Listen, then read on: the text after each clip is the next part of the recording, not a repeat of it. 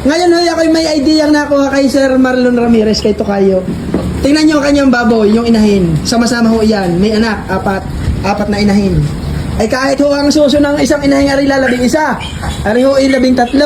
At mas marami, at di kayo magagamit pa yung isang suso noon. Nakakasuso rin ho yung hindi anak sa ibang inahin.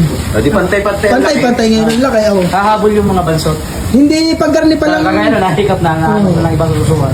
Ibig sabihin pala ko, yung pag-ari talagang alam na rin ng inahin yung amoy nung isa. Hindi nakakagatin ano. Pero pag yan ay nagpasuso, sabay-sabay humiga, pupunta yung mga bing sa kanya-kanyang nanay. Pero kapag yung isa unang dumapa, lilipat yung anak sa nakahiga pa.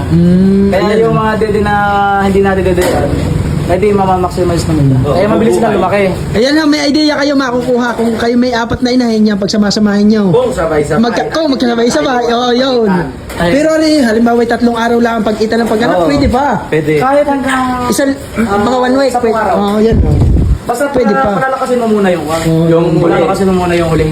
Yan, sumasama, nakakasuso yung hindi Hindi naman dati, ang tatlong inahin, sama-sama din. Mabilis lumaki. Mabilis lumaki kahit yung mga baso, mga kutsara. Ang idea na ibigay din sa atin ni Sir Marlon Ramirez ay itong Autofeeder at saka yung kailangan merong liguan talaga ang baboy. Yung liliguan ng bigay. Yun no. Dahil may baboy talaga na ayaw lumigo at may baboy naman gustong lumigo. Yung kagaya nun. Maliligo ka niya. Ang kanyang walo yung pulip langgana. Hindi naman siya iinom dahil meron naman siya mga... Sanay naman sa ututan. Ari din, nandulog naman na rin para sa dulo. Yun. Merong naligo at merong hindi. Meron ko lang matatapos ko yan. Ayan ho, kanya-kanya na hinasuso. Tingnan natin kung yung sumusunod sa dulo ay susunod sa ibang inahin. Ayan.